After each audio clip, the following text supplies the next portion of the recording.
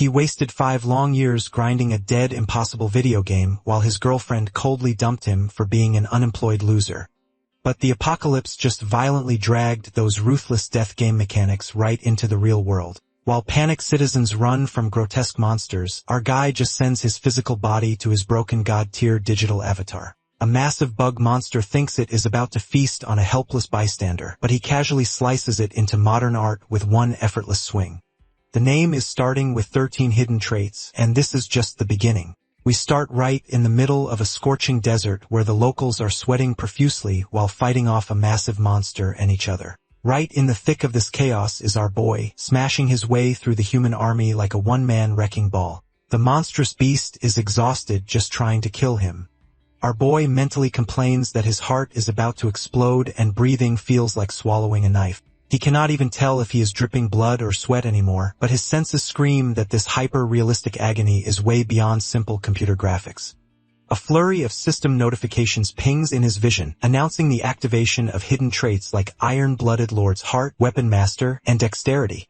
Surrounded by an entire army, he accepts that this nightmare is reality right before taking a fatal blow and getting a massive game over screen. Back in the real world, our boy leans back in his gaming chair and aggressively questions the quality of this trash game.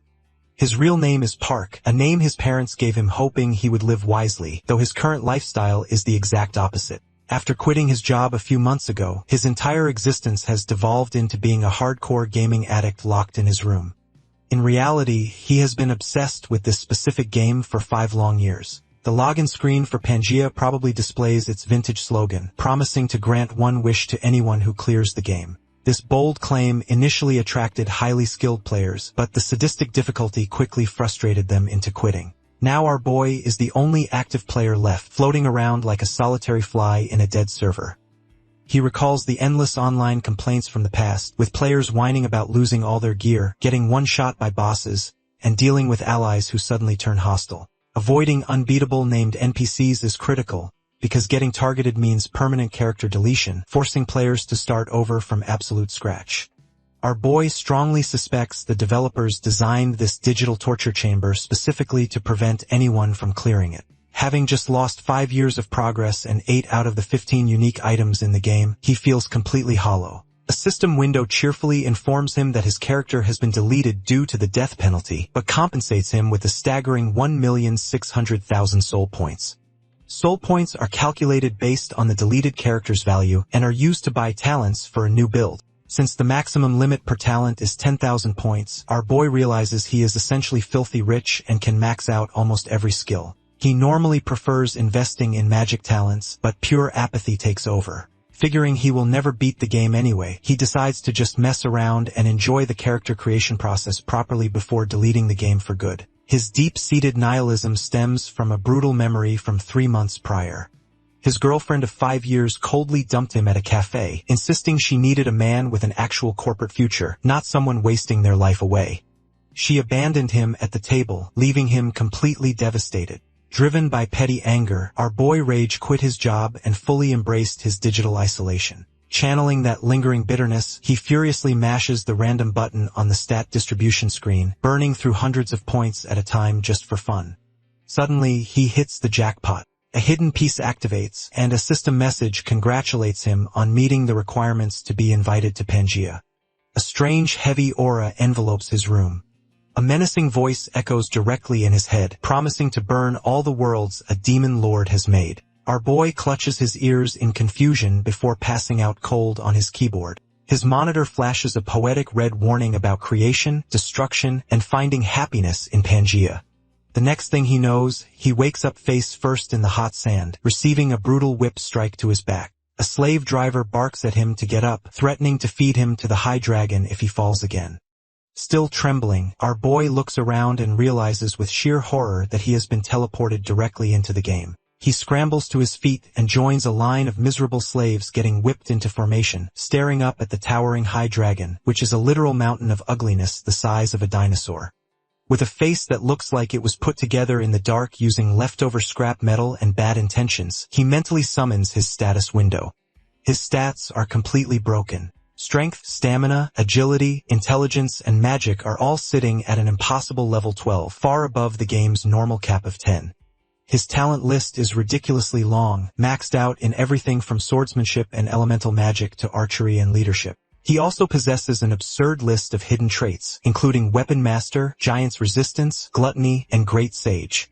An ominous warning notes Amiya collapse at 6.12%, explaining that as the collapse progresses, the boundary between reality and the game weakens, with the first feature unlocking at 10%. Before he can fully process his overpowered status, pure chaos erupts across the desert. Someone screams that the Desert Queen's army has broken the non-aggression pact and launched a surprise attack. Our boy spots a girl riding the massive monster and instantly recognizes her as the Snake Princess Shirley.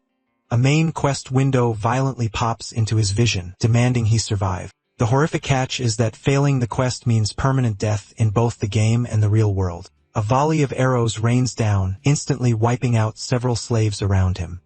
Our boy freezes in shock, but his newly acquired Iron-Blooded Lord's heart trait automatically kicks in. The passive skill suppresses his panic, allowing him to accept the terrifying situation with unnatural calm. Realizing standing still is a guaranteed death sentence, he lunges for a dropped sword. An enemy soldier charges at him, but our boy effortlessly dodges the attack and slices him like a shish kebab. As the enemy hits the sand, the hidden trait Weapon Master loudly announces its activation. Another warrior mocks our boy as a worthless slave, but he simply scoops up a dropped spear and casually slices the guy in half. The borrowed weapon feels perfectly natural in his hands. He effortlessly dodges an incoming attack, practically seeing the sword's path mapped out in glowing neon. Someone nearby screams in confusion, wondering why a random slave is fighting when the main expedition team is already knocked out. Meanwhile, system notifications spam his vision. Thanks to his dexterity trait, his weapon proficiency skyrockets. Both his sword and spear mastery hit level 5, then instantly jump to level 6. Considering the absolute maximum is 10, our boy realizes he is casually wielding the skill of a named knight. He mentally praises his hidden traits, knowing it is a miracle he is surviving this long. But looking at the 500 enemies still swarming him, he seriously questions how this quest expects him to win alone. The scene shifts to a luxurious throne room where a queen sits flanked by her royal guards. A subordinate delivers the bad news that the desert expedition has completely failed. The queen turns to the Snake Princess, ordering immediate damage control. If word leaks that their city did not participate, the central continent will absolutely blame them. The queen orders the princess to march straight to the Kultzman Desert, wipe out all survivors, and scrub the evidence. In exchange, she promises to finally lift the princess's curse. The princess eagerly accepts the mission. Back in the desert, the Snake Princess is currently doing an excellent job of erasing everyone in sight. A subordinate reports that one extremely stubborn slave is still holding out. That slave is our boy, who just leveled up to 2, fully restoring his health, magic, and fatigue right before the boss music kicks in. The princess arrives and orders everyone out of the way. Our boy instantly reads her status. Isabella Vandergen, level 8, suffering from an abnormal desert curse that prevents her from leaving the area. He mentally panics. In a game strictly capped at level 10, a level 8 is major organization leader territory. Facing her face to face is a complete disaster. She approaches, complimenting his skills before powering up her deadly aura to execute him. Facing imminent deletion, our boy remembers he is a true gaming freak who thrives on broken strategies. Flashing a painfully confident grin right as she attacks, he casually asks if she wants her queen's curse lifted. That instantly hits the brakes on her murder attempt. She demands to know who he really is, channeling his inner majestic guru. He claims to be a saint, a reader of the stars who can guide her to freedom. The princess is completely stunned. Our boy internally celebrates his massive bluff. Saints are strictly non-playable characters needed for players to transcend past level 10, and only a star's blessing can remove her specific curse. The ultimate irony is that he knows exactly what she needs because he actually created her character. He abandoned her at the starting point years ago, leaving her permanently trapped by that very curse. She asks his name, and he smoothly replies with Randolph. The system officially locks it in. She puts his execution on hold, warning him not to lie, and orders her soldiers to treat him as a special guest. A massive notification pops up confirming his survival quest is complete with unprecedented beyond perfect results. Thanks to the impressed constellations of fortune and battle, his rewards get a massive upgrade. He scores a fragment of the broken golden rule, a high dragon soul, and the legendary 9 Michaela's sword.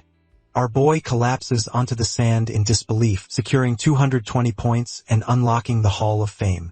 Sometime later, he is enjoying a luxurious bath in a fancy room, excitedly analyzing his shiny new loot. The High Dragon Soul summons a level 5 beast, and Michaela's sword is a ridiculously overpowered early-game weapon requiring 20 strength. He then checks the Golden Rule fragment, which vaguely mentions syncing reality and the game for 24 hours. His quiet time is violently interrupted by 3 maids stepping in, offering to wash him. Our boy awkwardly requests they stick to just his feet. He is sweating profusely, realizing Isabella's maids are actively testing him because true saints are immune to lust. He aggressively forces himself to stay perfectly calm. While ignoring the maids, he reads a terrifying system warning. The Hemia collapses at 7.66%, actively weakening the barrier between reality and the game. He wonders what that boundary means before opening the Hall of Fame rankings. His jaw drops. Right below his first place spot are Gracia and Mitako is Tasty, his old gaming buddies who supposedly quit years ago. Realizing they were dragged into this death game too, he quickly spots the ultimate prize, the log out button. Ignoring the warning that logging out leaves his character completely vulnerable, he acts fast. He aggressively points at the door and orders the maids out so he can commune with the stars. When one hesitates under the princess's orders, he bluffs that missing his cosmic appointment will strip his saint powers, entirely ruining her boss's salvation. The panic maid wishes him a pleasant communion and quickly leaves. Our boy sighs with massive relief, bids a harsh farewell to the trash game, and slams the logout button. He opens his eyes in his real-world bedroom, but the nightmare is far from over. Outside his window, the city is completely engulfed in fire, and monstrous creatures are strolling down the streets. His phone screams with emergency alerts reporting unknown attacks across Seoul and Busan. Trembling violently, he peers out, only to lock eyes with a horrific monster staring right back at him. He dives back into the safety of his room, completely losing his mind over why the game's monsters are currently hosting an apocalypse in his zip code. As he panics, a small solid gold object quietly drops from his pocket. Our boy wakes up in his real-world gaming chair, trying desperately to convince himself his sudden trip to a desert death game was just a hyper-realistic nap. He immediately hits the denial phase, assuring himself that getting sucked into a video game is strictly web novel fiction. But then he spots a little gold pouch sitting innocently on his desk. Panic sets in as he grabs the item, realizing he definitely did not leave that there before passing out. Desperate for answers, he checks his computer only to find the Pangea homepage has been completely scrubbed from the internet, displaying a cold customer service error. His digital crisis is violently interrupted by the sound of genuine horror outside. Peeking out his window, he spots actual monsters turning his neighborhood into a chaotic buffet while police officers scream into their radios for backup against the unidentified threats. His phone instantly floods with emergency alerts confirming the apocalypse is officially live. The boundary between reality and the game has completely shattered. Realizing he cannot fight a monster with his keyboard, our boy desperately checks his golden pouch. He pulls out the High Dragon Soul and the insanely overpowered Michaela sword, completely unsure how to equip them in real life since there is no mouse to double-click with. Thankfully, a system window pops up for the fragment of the broken golden rule offering to sync reality and the game for a 24-hour limit. Seeing no other option against the roaming beasts, he instantly activates the sync, fully merging his real-world self with his ridiculously overpowered game avatar, Randolph. Down on the chaotic streets, a mother is sprinting with her child in her arms. The kid cries, asking why they cannot just go home, and the mother tries to reassure her right before a massive chunk of falling debris comes crashing down from a building. The mother heroically shoves her kid out of the way, taking the fatal hit herself. A terrified bystander rushes over, and the dying mother uses her last breath to beg the lady to take her child and run. The bystander promises to protect the kid, but freezes in pure terror as a massive bug monster zeroes in on her. Just as she accepts her permanent subscription to the afterlife, our boy drops onto the scene. With a single effortless swing of his sword, he slices the monster into modern art. The bystander is completely shell-shocked. She screams a warning as another monster sneaks up right behind him, but our boy does not even flinch. Instead, his newly summoned High Dragon, a 9-headed nightmare, casually obliterates the bug without our boy even turning his head. Standing triumphantly on the dragon, he casually tells the lady to stand up. while she questions if she is having a stress-induced hallucination, and the kid cries for their fallen mom. Our boy goes to work, slaughtering the surrounding monsters like they are wet tissue paper, while the surviving crowd watches in absolute. In reality, this apocalypse is a global phenomenon. Civilizations are crumbling everywhere, but mysteriously overpowered warriors are suddenly appearing on the streets, effortlessly slicing through bulletproof monsters and playing the hero. Watching this unfold on a smartphone from the safety of his room is a player known as Massacre. He aggressively rolls his eyes, calling these heroes absolute fools for wasting their precious golden rule fragments so early.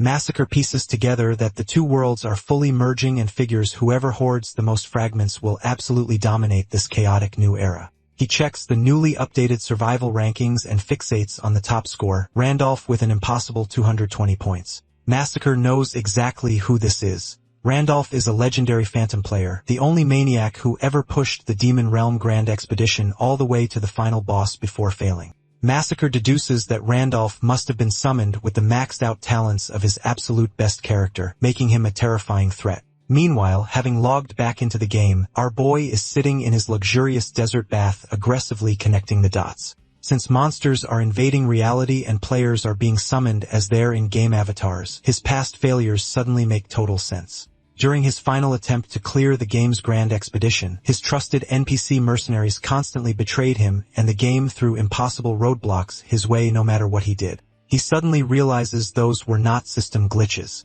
They were other summoned players actively sabotaging his run because they did not want the game to end. Realizing he has a massive target on his back and that simply hiding offline will not protect either world, he decides he needs to get obscenely strong immediately. Dripping with newfound resolve, he heads straight back to the Snake Princess. She eagerly asks if he finished his cosmic phone call with the stars. He smoothly confirms he is ready to keep his promise and lift her curse, but drops one massive condition.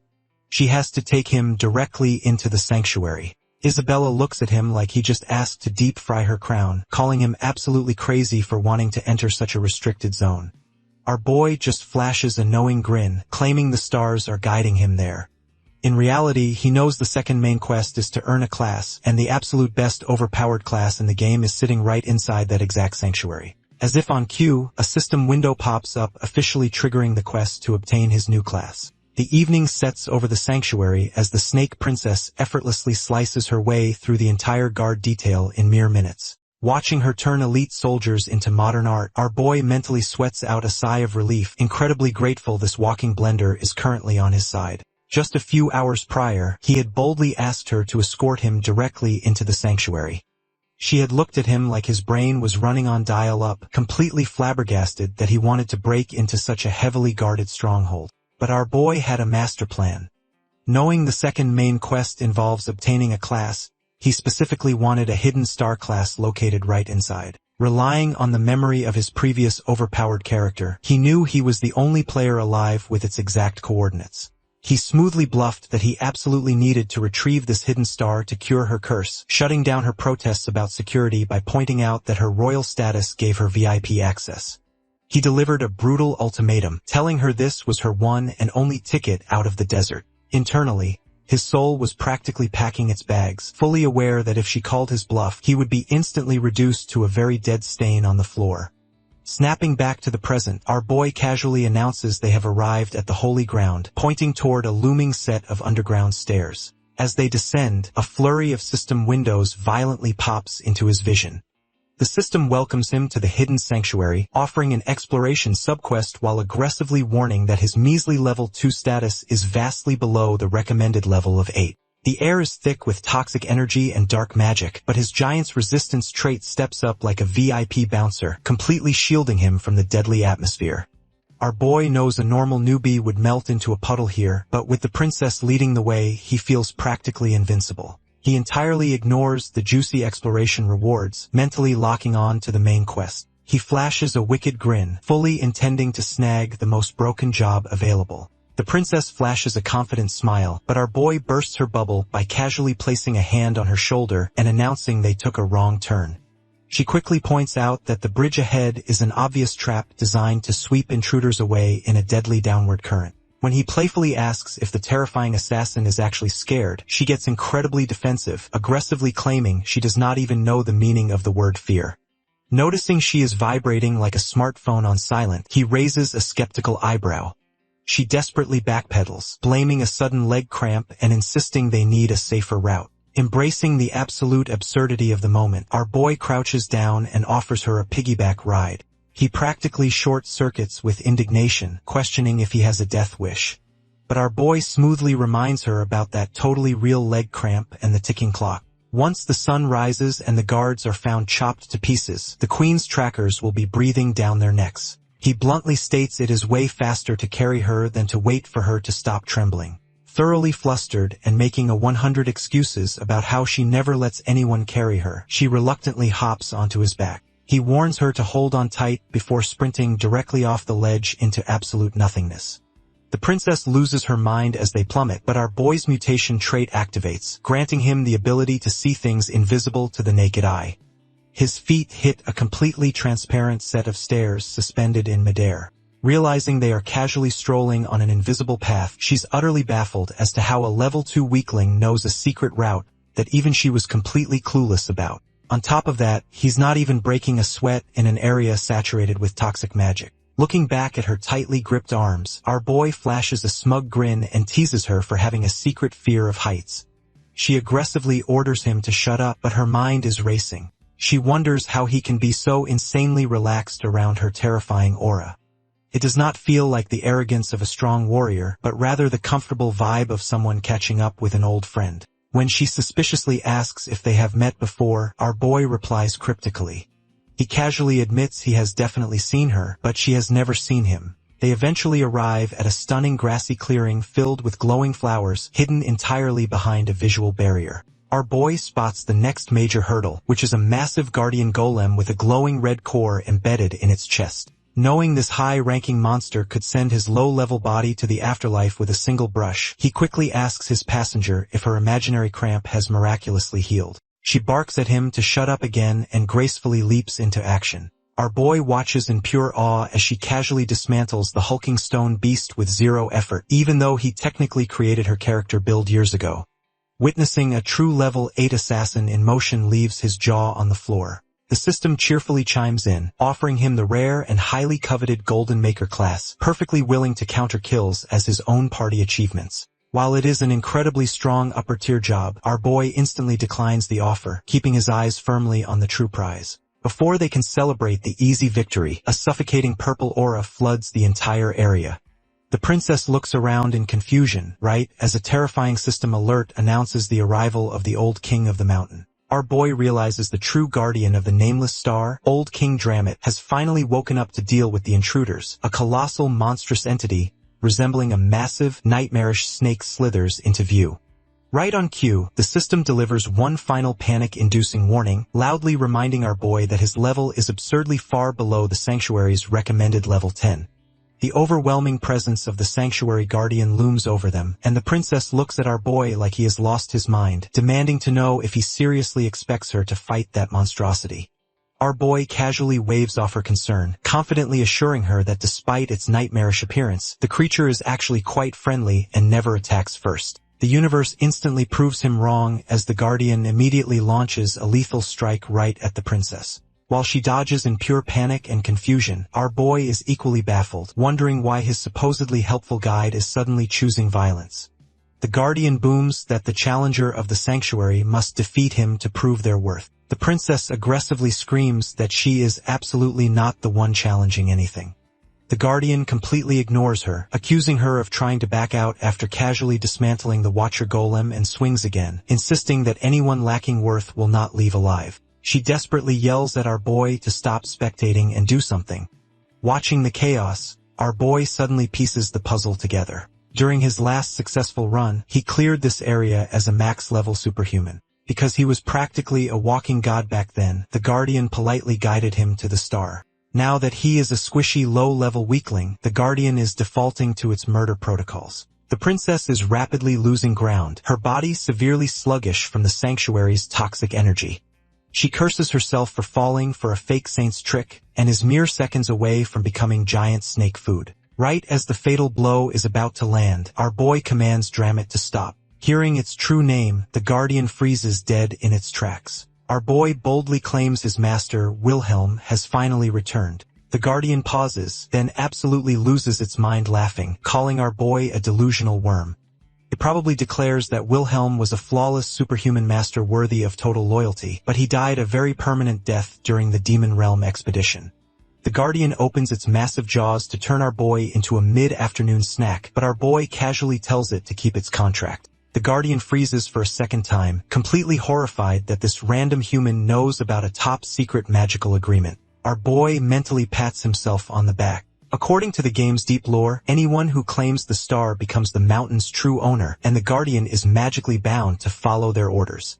Breaking that contract means instant death by curse. Since the game's mechanics are still fully active, his meta-knowledge is his ultimate shield. The Guardian demands to know what kind of creature our boy actually is. Dripping with confidence, our boy orders the giant to guide him to the star, declaring the star itself will judge his worth. The Guardian scoffs, warning him that the star shows zero mercy and will instantly incinerate a worthless worm into ash. Unfazed, our boy challenges the beast, asking if it is simply afraid the star will accept him and prove he is the new master. The Guardian calls his bluff, stating it will happily escort him to the altar. Dealing with someone who knows about the contract is highly uncomfortable, so the Guardian figures it can just let the star do the dirty work of killing him. They arrive at the altar, and the princess stares in sheer disbelief. Resting on the pedestal is a glowing skull. Our boy mentally clarifies that this is actually the face of Goddess Leia, whose body was split into 32 pieces called stars to serve as the magical foundations for descendants. He reaches out and grabs the skull. Instantly, a massive pillar of fire erupts, swallowing him whole. The princess screams in terror, while the Guardian aggressively gloats, happily shouting that the cocky worm got exactly what he deserved. But the flames clear, and our boy is completely unharmed, internally rolling his eyes at the jerk of a Guardian. He knows the star's fire only kills players who try to exploit bugs to bypass the boss fight. Since he technically beat Draymid at using lore-accurate blackmail, he is perfectly safe. Now comes the real gamble. He knows a secret rumor that grabbing the star without any prior class unlocks an insanely overpowered job. The gamble pays off perfectly as system window chimes, converting his magic power into Star Force and granting him the Star Slash and Star Blessing skills. He officially unlocks the hidden class, Star's Inheritor, a broken role that makes him exponentially stronger based on the number of stars he collects. With the star fully absorbed into his system, our boy turns his attention to Isabella.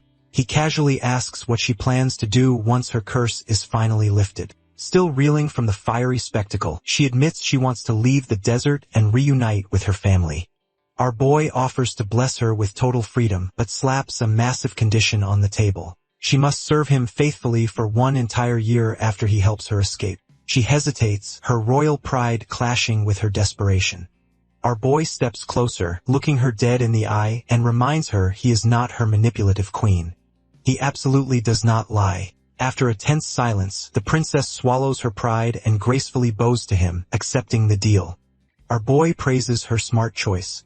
He then pivots to the towering Guardian, casually reminding the giant that since he is now the master of the star, he's also the monster's new boss. He aggressively commands the idiot to bow down. The system violently interrupts the moment with a massive notification, calculating the results for obtaining his class. His performance is deemed unique, shattering expectations and securing an insane score of 230 points to top the Hall of Fame. The constellations of fortune and adventure are practically throwing a parade in his honor, heavily upgrading his rewards as multiple heavenly entities lock their eyes on his ridiculous progress. Meanwhile, back at the Desert Queen's throne room, a scout desperately reports that Isabella has breached the highly restricted sanctuary alongside a captured slave. Furious, the queen immediately orders her forces to hunt them both down and drag them back. Back in the real world, a trio of gamers is grabbing coffee and aggressively gossiping about the leaderboards. One guy is absolutely convinced that this Randolph character is actually the legendary ghost player, Phantom. Snagging such a ridiculously high score on a main quest requires a terrifying amount of game knowledge, and the guy in the black shirt notes that Phantom has been a ghost for 5 years, so his sudden appearance is about to break the internet. The guy in the red shirt is desperate to reach out to him first, but the blonde girl points out they have been searching for years with zero luck because Phantom was never an actual player until the lines between the game and reality started blurring. The guy strategized about using the newly unlocked secret auction house to bait him. In this game, The secret auction is a notorious fishing spot where veterans post high-tier gear at dirt-cheap prices, secretly attaching tracking talismans to hunt down and rob the naive buyers. The red shirt guy heavily doubts a veteran like Phantom would ever fall for such an obvious scam. However, the blonde girl completely enters her fangirl era, visibly trembling with excitement. She insists Phantom is exactly the kind of unhinged powerhouse who would grab the bait on purpose just for the thrill of the fight. She demands they recruit him at all costs, completely convinced he is some insanely wealthy CEO or corporate heir in real life who is just as crazy as they are. Meanwhile, the system updates the Hall of Fame for the class acquisition quest. Our boy is sitting pretty in first place with 230 points, followed by Gracia and Machako is tasty. Down in fifth place is a player named Massacre who is absolutely fuming. Because only the top two get the privilege of accessing the secret auction house, he is completely locked out. But Massacre is a simple man with simple violent solutions. He decides that if he cannot use the auction, he will just systematically murder everyone above him on the leaderboard to steal their ranks, effortlessly slaughtering his way through the digital competition. Back in the digital desert, a system notification cheerfully announces our boy has 100% explored the hidden sanctuary, making him the first player to ever conquer it. His reward is an epic tier teleport book that can instantly warp him to any explored location. Piggybacking his royal cargo, our boy casually mutters navigational notes like a broken GPS, leaving the Snake Princess completely bewildered. He officially hits level 3, and thanks to his Star Inheritor class and the Star Possession bonus, his stats completely explode into the high 30s. He realizes leveling up will be 10 times slower now due to his massive stat requirements, but he could not care less. He just scored 2 impossible items, including a shadow cloak that grants complete invisibility. The peaceful moment is violently interrupted when the giant guardian announces intruders are breaching the sanctuary. Isabella guesses the Queen's elite trackers have finally arrived. Realizing they have totally overstayed their welcome, she asked if they should team up with the giant snake to fight them off. Our boy has a much better idea. He casually delegates the entire defense to the guardian, leaving the massive beast sweating bullets as its new master immediately sprints in the opposite direction. As they flee, leaving the trackers to face the furious guardian, Isabella questions if ditching their giant meat shield is a smart play. Our boy explains that this is likely just an advanced party and getting surrounded by the main force is a guaranteed death sentence. Isabella gets entirely defensive, assuming he is leaving the guardian behind because she is too useless to fight. Our boy quickly clarifies that Dramit literally cannot leave the sanctuary, so they are on their own regardless. He explains their only ticket out is the warp gate at the edge of the desert stage. Thanks to his star blessing, Isabella's curse is completely gone, meaning she can finally use it. The only massive problem is that the gate takes half a day to warm up. Arriving at the gate, Isabella realizes there is absolutely zero cover in the sprawling sand. Our boy reassures her that Dramit is buying them plenty of time, but he urgently needs to commune with the stars to check on the real world. He asks if he can trust her to guard his vulnerable body. Gripping her sword, she fiercely promises to protect him. Taking the system's advice to log out safely, our boy slams the exit button. He wakes up in his bathtub, still struggling with the jarring transition between his overpowered avatar and his squishy real-world body. Checking his phone, he is incredibly relieved to find no massive disaster alerts, meaning the monsters have not fully invaded reality just yet. But knowing the clock is ticking and that he needs to watch out for other summon players, he heads out to gather information. His first stop is a cafe where his ex-girlfriend is currently aggressively berating her new boyfriend over the phone for being too stingy. She hangs up, mentally comparing her current cheapskate to our boy, wishing our boy had just a little more money so she would not have had to dump him. Right on cue, boy arrives. She immediately switches to her sweet, innocent persona, praising him for always coming running whenever she calls. Our boy sits down and completely ignores her nostalgic performance, bluntly telling her to get to the point because he is busy. She tries to guilt trip him, claiming she misses him and deeply regrets their breakup. Our boy notes with sheer disappointment that she did not even offer to buy him a coffee and instantly stands up to leave. She absolutely loses her mind. Shouting about how much she missed him, our boy completely flatlines her ego. He coldly asks if her current boyfriend knows she is out fishing for a backup plan, kindly suggesting she delete her couple's photos from social media before trying to scam her ex. He walks out, leaving her grinding her teeth in pure humiliation. Stepping outside, our boy is genuinely shocked by his own emotional flatline. He realizes his in-game avatar's supreme confidence is actively bleeding into his real-world personality. Before he can fully process his character development, a massive commotion erupts down the street. A completely unhinged man is holding a terrified girl by her hair, waving a knife around and screaming about respect and stalking. The crowd watches in horror as the man prepares to stab the girl. But before the blade can even drop, our boy steps right into the danger zone. Moving with terrifying speed, he grabs the armed psycho directly by the face. As the attacker trembles in sheer panic, our boy stares him down and casually informs him that playtime is officially over. The armed psycho demands to know who the hell this sudden interference is, screaming for release as our boy tightens his grip. The attacker's wrist is practically crying out in agony, feeling like it is a single second away from snapping in half. The protagonist mentally notes that he does not even need to activate his broken golden rule fragment to win this fight. His real-world body has genuinely upgraded into a lethal weapon. Deciding he has held hands long enough, he casually tosses the thug aside and turns to the trembling victim to ask if she is okay. The woman looks up with teary eyes and a massive blush, stammering that she does not even know how to properly thank him. The MC narrows his eyes, realizing this is the exact same woman from earlier, and asks if she has something specific she wants to say to him. She quickly denies it, claiming he just happens to look remarkably like someone she knows. Their awkward reunion is abruptly cut short when the discarded attacker tries to launch a desperate sneak attack from behind, screaming for the ambassador to die. The lady shouts a panicked warning, but the protagonist simply sidesteps the sloppy ambush with zero effort in one fluid motion. He guides the man's face directly into the pavement, knocking him out cold. The girl is left staring at him in sheer awe. Naturally, the police arrive right as the dust settles and immediately demand that our boy come down to the station. The victim steps in, passionately defending him as her rescuer and clarifying that she was the one who filed the initial stalking report. The officers refuse to budge, arguing that an assault still took place, so he has to be brought in for questioning. She points out the glaring fact that the man had a literal knife, but the police hide behind their standard procedures, asking who will take responsibility if they let a suspect walk away and something bad happens.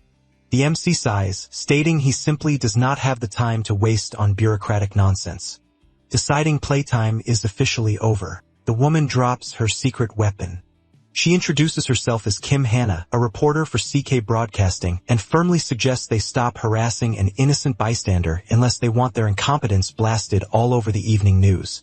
The officers instantly realize they have stepped on a massive public relations landmine.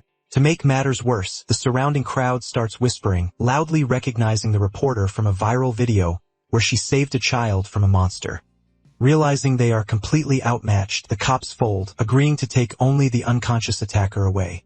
With the nuisance handled, Hannah thanks the protagonist and hands over her business card.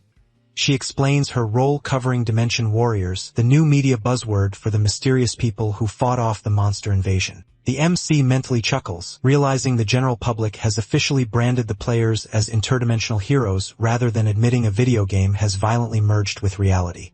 Hannah politely asks if she can get his contact information, but before he can answer, the absolute worst-case scenario comes sprinting into view. His ex-girlfriend latches onto his arm, completely ignoring the room reading, and loudly fusses over whether he is hurt. Hannah raises an eyebrow, asking if this sudden arrival is his girlfriend. Our boy does not hesitate for a microsecond. He forcefully shoves the axe away, cleanly denies any relation whatsoever, and tells the reporter he does not have a business card, but will gladly put his number directly into her phone. The ex is left paralyzed in sheer humiliation as the reporter hands over her device. Looking at the freshly entered contact name, Hannah notes that Parkin Young is a really nice name. She casually offers to treat him to coffee or a meal the next day if he is free. The MC smoothly accepts and they part ways. The ex is left standing entirely alone, grinding her teeth into powder as she bitterly fumes over how he is still just the same guy she dumped. As the reporter walks away, her phone rings with a call from a cheerful colleague. The caller informs her that their chief has left her a massive assignment before leaving on a business trip. She has been booked for an exclusive interview with Gracia, the legendary hero who saved America. Hannah is completely baffled as to why an international superstar would be handed to her, but her coworker drops the bomb that the great superhero specifically requested her by name and is flying all the way to Korea just for the meeting. Meanwhile, back in the digital meat grinder, the Snake Princess is running on empty after slaughtering a horde of watchers. One surviving enemy delivers a classic villain ultimatum, demanding she return to Her Majesty, hand over her little slave, and all will be forgiven. Isabella completely rejects the offer, calling him a foolish idiot. The Watchers prepare to execute the traitor, but the execution is severely delayed by a massive eruption of blue light. A system window announces a warp activation, leaving the enemies entirely confused by the sudden light show. The protagonist confidently steps through the portal, opening his eyes to the chaos. Isabella lights up with immense relief and asks if his communion with the star was successful. He confirms it just as a Watcher aggressively screams for their immediate execution. The MC decides to test drive his new upgrades. He tells Isabella that since she kept her promise to protect his helpless body, he will keep his promise to her. A blinding light aura explodes around him. The system announces the activation of the Star Inheritor exclusive skill, //. In a blazing 41 seconds of pure destruction, he completely vaporizes a massive chunk of the enemy forces. He stands amidst the glowing carnage, dramatically declaring at the moment of liberation and telling Isabella to rejoice. Isabella stares at him with burning anticipation, thoroughly mesmerized by the sheer magnitude of the saint's power. The MC turns to her and offers one final out, stating that he will not stop her if she still wants to return to her people. She smiles brightly, firmly deciding to stay by his side. Instantly, the system chimes in, notifying them that Isabella's limit curse has been completely nullified by the star blessing. With the immediate threat neutralized, they use the warp to drop into the central country, specifically arriving in Arcana. The system greets them with a dire warning, labeling Arcana as the golden city of extreme materialism and explicitly advising against entering if you are entirely broke.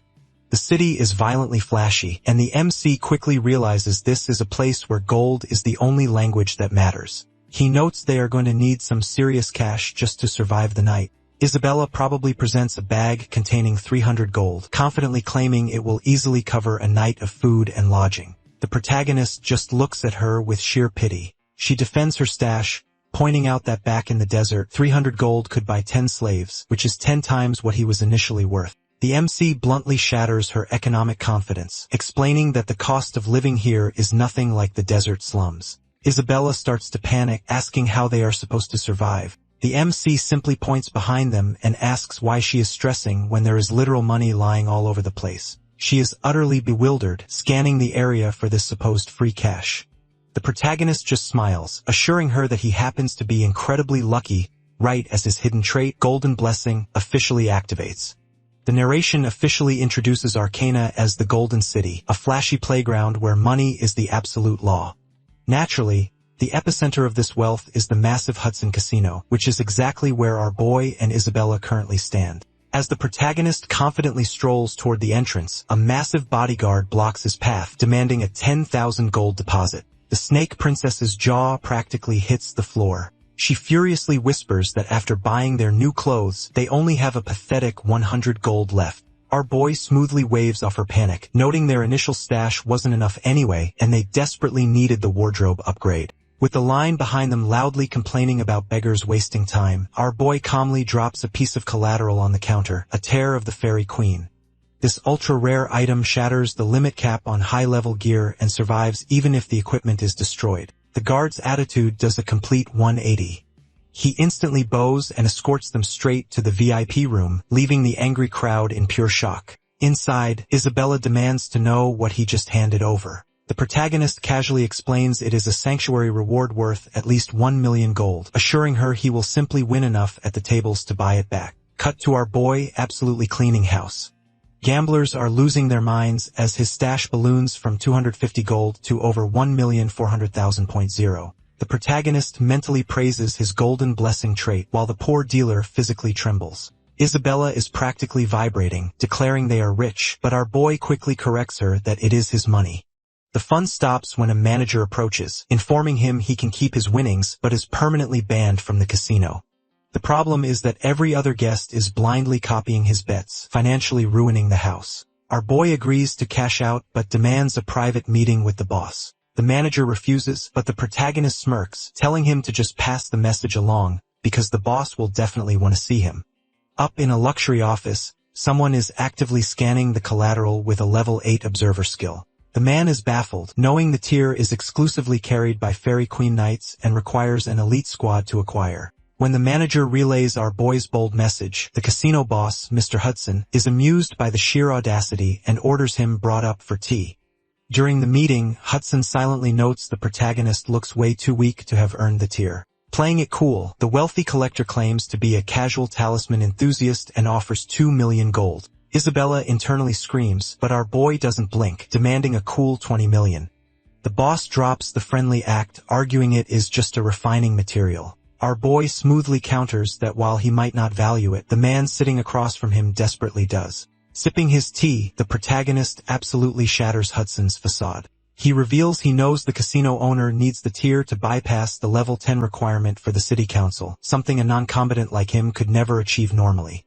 And the only reason a businessman wants political power is to finally be acknowledged by the noble family of his fiancée, Sarah Serengeti. Hudson freezes, utterly paralyzed. Our boy internally recalls Serengeti's game lore as the Snow White Knight who lost her legs to the Demon King while trying to save Wilhelm. Back when Pangea was just a game, she handed him a locket featuring her auntie and fiancé Hudson. That was the exact moment our boy realized NPCs with newly added data were actually trapped real-world players. Desperate, the casino boss demands to know how he obtained this highly classified information. Calculating that the man holds valuable intel, our boy smoothly lies, claiming the star told him. He offers to hand over the talisman completely free on one condition. Hudson must tell him his honest life story. Our boy knows this is a massive ask. In this world, hunter NPCs ruthlessly execute exposed players, making sharing personal backstory equivalent to social suicide. Yet, he is entirely confident the desperate lover will risk it for his fiancée. Sure enough, Larson pulls out a matching photo necklace of Serengeti and agrees. He begins his tale stating Serengeti was a brave knight in the Demon Realm expedition led by the 8 heroes. Our boy abruptly cuts him off, utterly baffled, insisting Wilhelm led that expedition alone.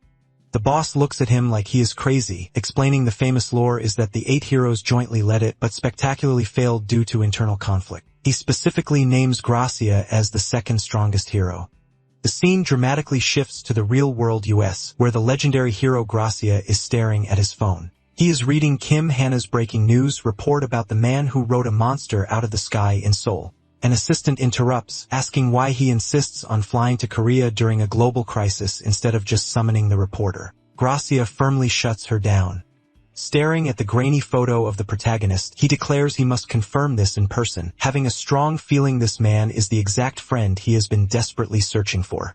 When Hudson casually drops the lore that the Snow White Knight was part of the Demon Realm expedition led by the 8 heroes, our boy is completely paralyzed by the sheer absurdity of the statement. He mentally screams, demanding to know what on earth Hudson means by the 8 heroes, considering the entire expedition was famously a solo carry by Wilhelm. Hudson politely corrects him, claiming that while Wilhelm is certainly the most famous, history remembers the expedition as a joint operation that spectacularly failed strictly due to intense infighting among those exact 8 leaders. Our boy is left reeling, utterly baffled by this completely rewritten history. The scene hard cuts back to the real world where our boy is violently zoning out while chewing on a very expensive piece of steak. He is currently sitting in a high-end restaurant with the reporter, looking thoroughly exhausted. She notices his dead-eyed stare and nervously asks if the meat is not to his taste. The protagonist smoothly reassures her that the food is fine, blaming his lethargy on a rough night. Internally, he bitterly complains that demanding Hudson's life story resulted in the grown man completely bawling his eyes out and Lord dumping until dawn.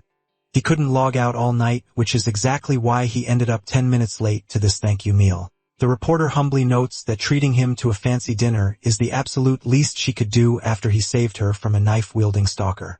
Our boy brushes it off as just doing the right thing, but she smiles, insisting that stepping in takes real courage.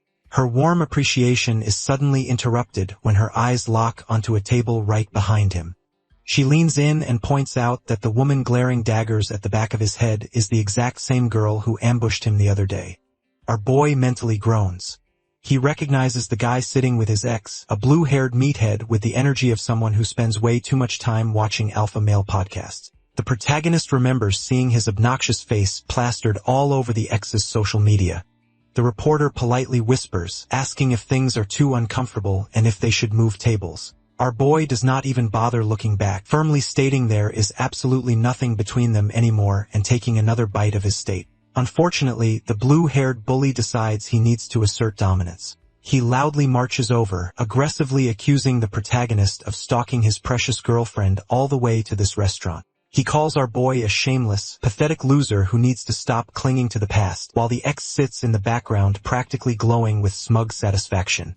The bully leans in tight, threatening to literally kill him if he ever follows them again. Our boy does not even flinch, completely ignoring the empty threat. However, the reporter is absolutely not having it. She slams her hands on the table, furiously demanding to know who gave him the right to talk to someone like that. The bully sneers at her, asking how much a rental date like her costs. Assuming she is just paid company, he pulls out a stack of cash, throws it right at her chest, and offers to double her rate if she takes her filthy self somewhere else. The reporter responds to the generous offer by winding up and slapping the absolute soul out of him, loudly branding him a crazy bastard. Enraged, the blue-haired bully raises his fist to strike her back.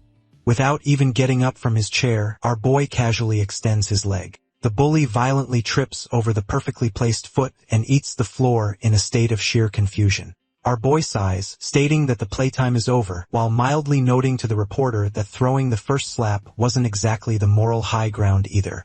The bully furiously scrambles to get up.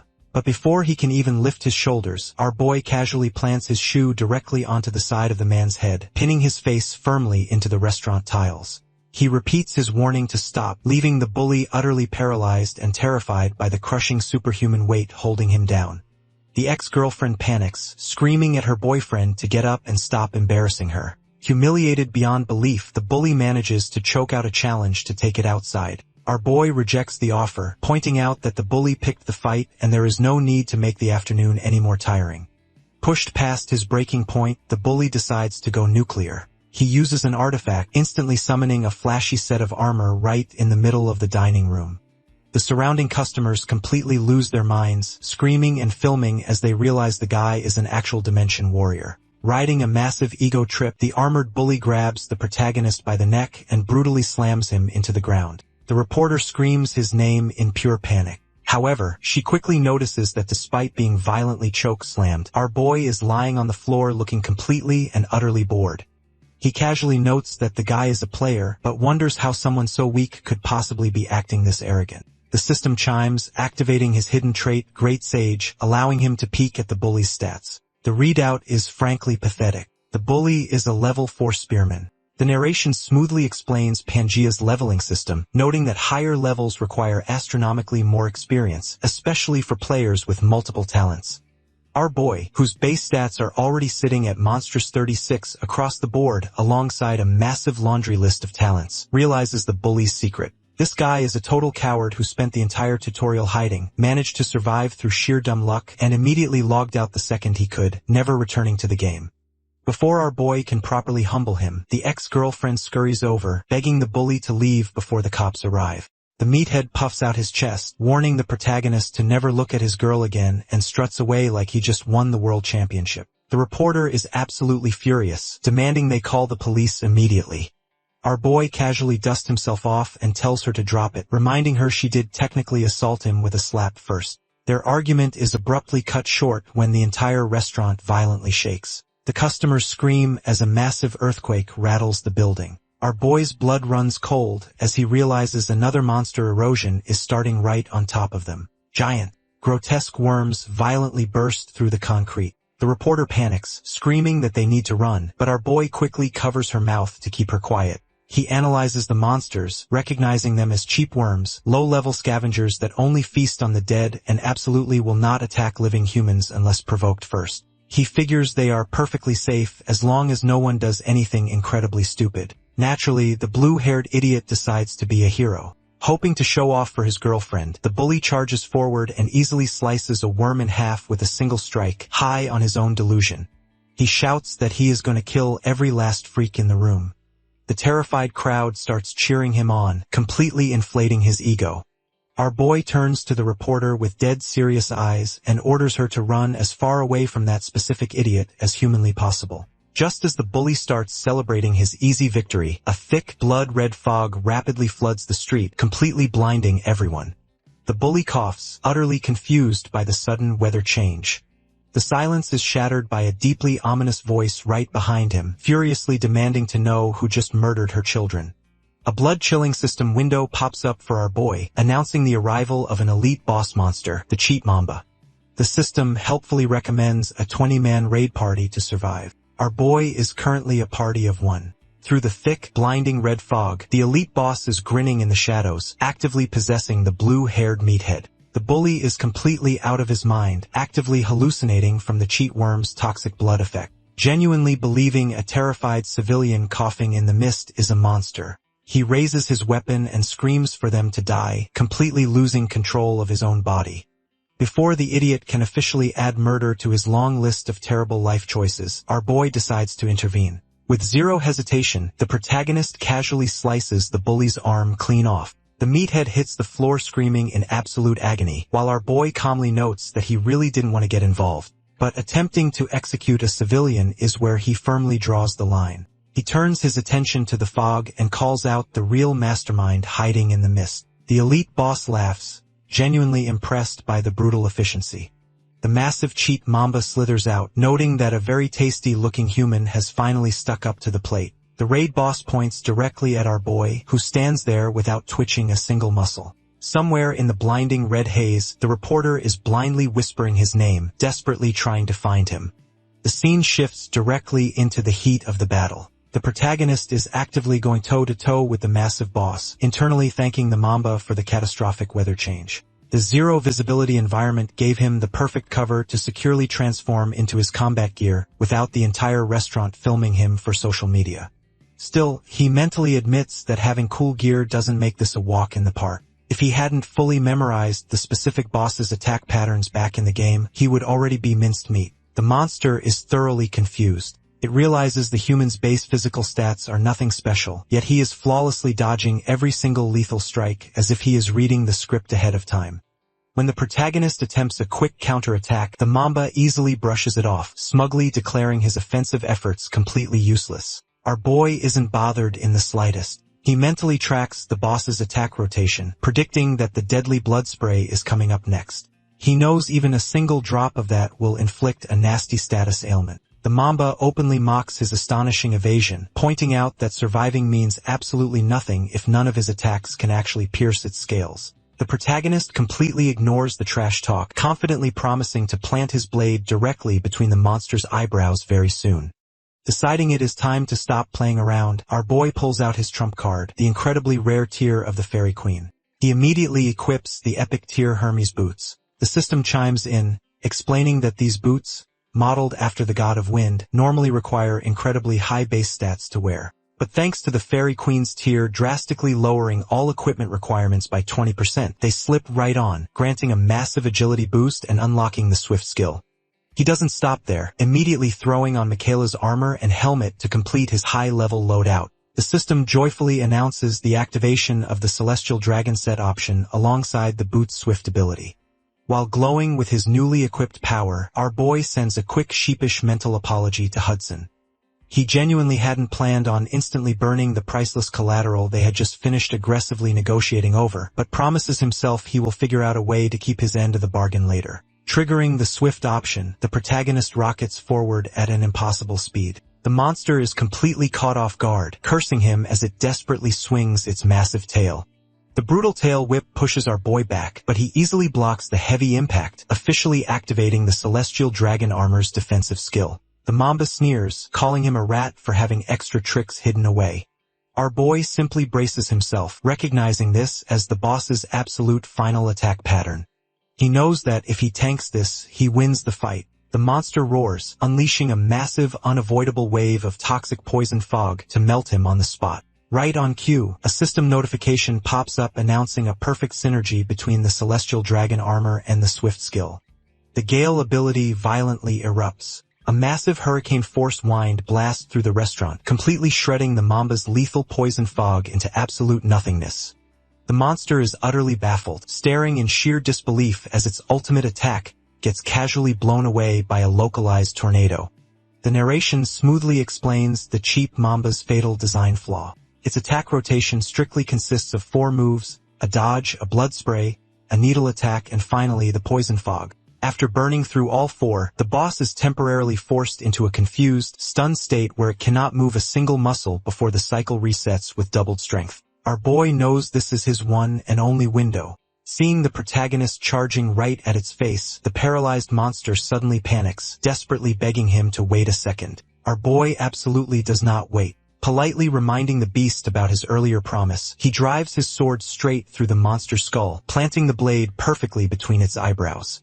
The dust finally settles as the massive elite boss collapses. A system window cheerfully pops up to congratulate our boy, confirming the cheat Mamba has been defeated with a flawless 100% contribution rate. He absorbs a fragment of the broken golden rule, leaving him with 10 minutes of active use and a cooldown timer of roughly 48 hours. The system also chimes in to announce that Pangea's collapse has officially reached 9.1%, rewarding him with a set of lucky dice just as the blinding red fog completely clears. As visibility returns, the terrified restaurant patrons peek out from their hiding spots. The reporter frantically looks around and immediately spots the armored figure of our boy.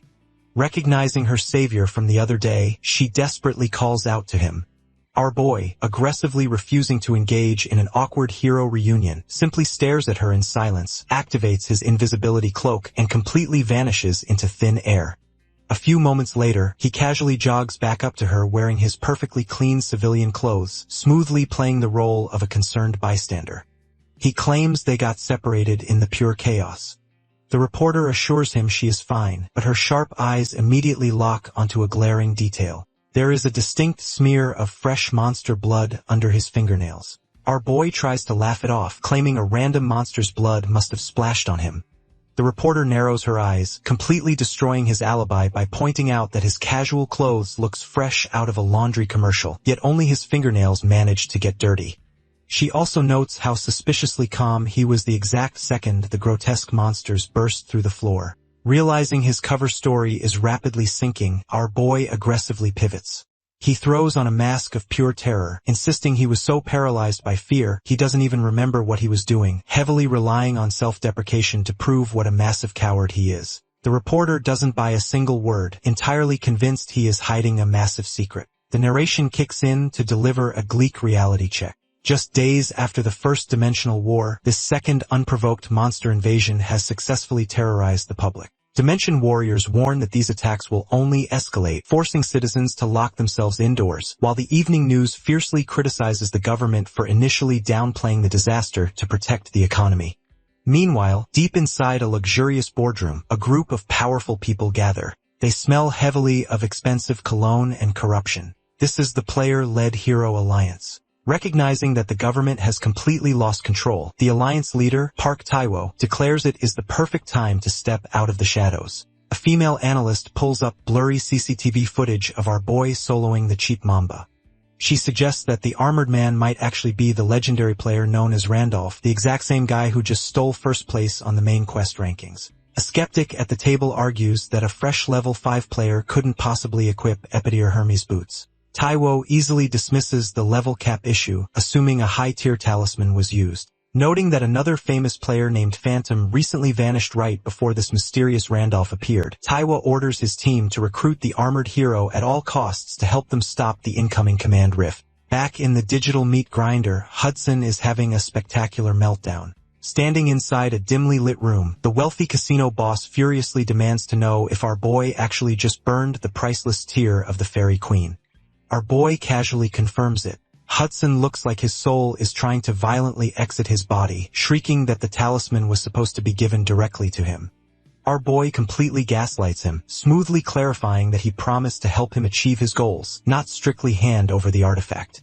Internally, the protagonist sweats, knowing he absolutely cannot admit he panic-burned a 1,000,000 gold item just to sweat a giant snake in the real world. He puts on his best poker face and tells Hudson he simply destroyed the item to cure him of false hope. Hudson is practically in tears, asking how he can possibly trust the protagonist now. Our boy just grins, promising to give him a very violent reason to believe. The scene immediately drops the trio right into the absolute worst place imaginable, the filthy underground sewers of Arcana. Hudson is trembling behind the Snake Princess, furious that they are wandering around a disgusting dungeon. Our boy explains they need to set a fast travel waypoint using his epic tier teleport book. Since exploring the entire massive city of Arcana would take weeks, blazing through this localized sewer dungeon is the fastest viable shortcut. Hudson completely loses his mind, screaming that attempting to clear the sewers with a 3-person party is literal suicide as the boss strictly requires a coordinated 6-man party of level 8 players. Right on cue, a massive grotesque mutant sewer rat drops from the ceiling. The system flashes a raid boss warning. Hudson braces for a slow tactical defense formation, but our boy doesn't even bother drawing his weapon. He casually calls out the monster's position at 10 o'clock. Without a single moment of hesitation, Isabella blitzes forward. In a blinding flash of steel, she completely vaporizes the massive raid boss before it can even twitch.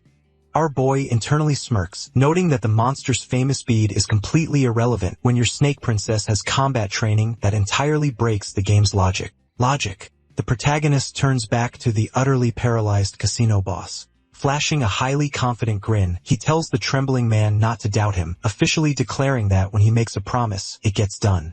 The scene shifts to a pair of sharp-dressed men in suits looking completely defeated. The captain of the player-led Hero Alliance and his subordinate are reviewing all the surrounding CCTV footage from the restaurant attack, but they are finding absolutely nothing.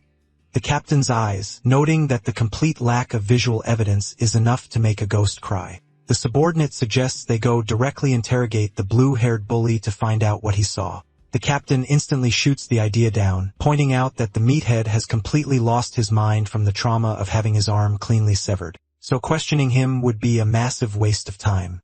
The subordinate then suggests barging into CK Broadcasting to demand answers from Kim Hannah. The captain heavily advises against poking that specific hornet's nest. He reminds his partner that Gracia, the undisputed strongest player in the world, has just flown all the way to Korea for the sole purpose of doing a highly exclusive 1v1 interview with that exact reporter. A brief cut shows Gracia politely introducing himself to the Austrek reporter, clearly treating her with immense respect. Back in the investigation room, the captain genuinely wonders if the legendary American powerhouse somehow fell in love with the reporter at first sight. Regardless of the reason, he firmly decides they need to stay as far away from her as possible. He internally suspects that this mysterious new player Randolph might actually be the missing phantom.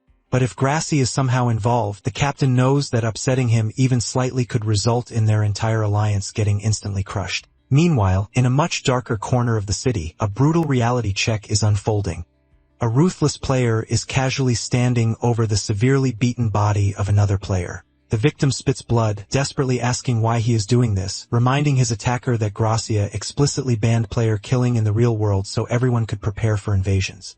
The murderer absolutely does not care. He effortlessly slices the victim's throat, mockingly telling the dying man to go ahead and ask Gracia to save him now. As system window times for the killer, officially announcing that Player Massacre has entered the rankings and gained access to the secret auction, the murderer smirks at his new status. Checking the absurdly high scores on the main quest leaderboard, he is entirely convinced that the player named Randolph is actually Phantom in disguise. Knowing Phantom's aggressive play style, the killer calculates that his target will inevitably rush straight into the next main quest. Gripping his weapon, the murderer vows to camp the quest line and personally execute him. Back with their chaotic trio, the protagonist is having a fantastic day.